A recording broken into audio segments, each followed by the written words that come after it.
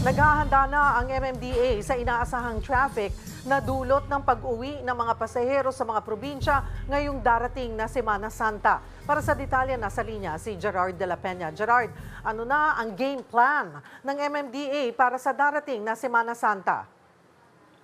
Cheryl, ang sabi nga ng MMDA tungkol dyan ay magde-deploy sila na mahigit 2,000 personnel sa mismong Semana Santa. Pero simula pa lang sa susunod na linggo ay full deployment na sila dahil marami nang inaasahang uuwi sa mga probinsya, partikular na sa susunod na Biyernes. Wala naman daw asahang Carmageddon sa Metro Manila o yung talagang standstill na traffic dahil natuto na raw na magplano ang mga biyahero. Mas spread out na raw ang mga biyahe ngayon at inaasahan naman daw ang pagsisikip ng daloy ng trapiko sa mga expressway. Simula sa April 9 din, Cheryl, ay papayagang makaraan ang mga provincial bus sa EDSA mula 10 p.m. hanggang 5 a.m. At simula naman sa April 16 to 20 ay 24 hours na silang pahihintulutan sa EDSA. Pero paalala ng MMDA, ang mga bus na galing Norte ay hanggang Cubao lamang at ang mga bus na galing sa South ay hanggang sa Pasay lamang. Simula naman sa April 16, Miyerkules Santo, ay hindi napapayagan ng MMDA na mag-leave ang mga enforcers nito. May mga nakapreposition na rin ng mga equipment katulad ng mga ambulansya at tow trucks sa mga piling lokasyon katulad ng mga lugar malapit sa PTEX, sa NAIA at ilan pang mga bus station. At ito bilang guide lang sa ating mga motorista, Cheryl, suspendido ang number coding mula April 17 hanggang April 20. Cheryl. Alright, so in-expect by April 11 next Friday, dagsana ang magsisiuwian sa kanilang mga probinsya?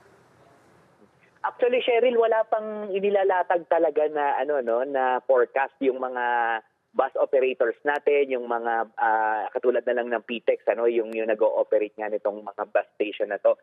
Pero initially yan, tinitingnan nila Friday pa lamang ay marami na kasi traditionally sa mga ditong mga nagdaang mga peak seasons natin, the Friday before yung week noong nung holiday, doon talaga nagsisimulang magkaroon ng mga dagsa dahil nga maraming gustong samantalahin na yung long weekend, yung mahabang bakasyon. Pero ito sa susunod na linggo, hihintayin natin yung guidance ng mga bus operators natin kung kailan talaga nila ina-expect yung mismong dagsa. Pero as far as MMDA is concerned, talagang Friday next week yung nakikita nila for now.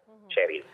Gerard, may pahayag na rin ba ang MMDA ukol dito sa tinututukan nila na sinasabing nabistong modus dito sa kanilang hanay na nakawan sa sweldo?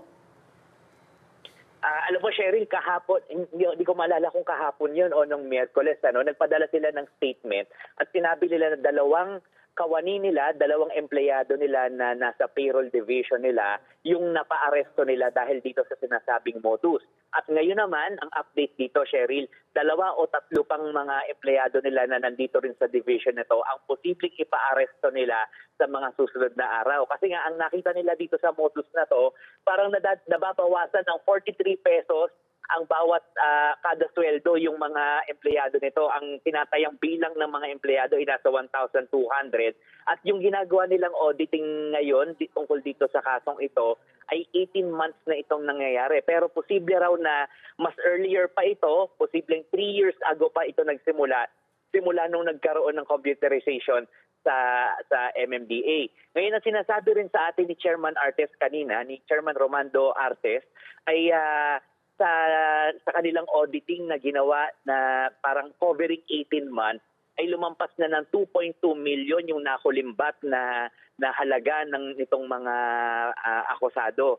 At kapag ganitong kalaki na yung halaga, pwede na itong maging qualified theft na kaso. At kapag ganitong kaso mo ay non-bailable ito. So ito yung pinaghahandaan ngayon at kinukumpirma lang daw ng MMDA yung mga pangalan na kanilang kakasuhan. Cheryl. Maraming salamat, Gerard de la Peña.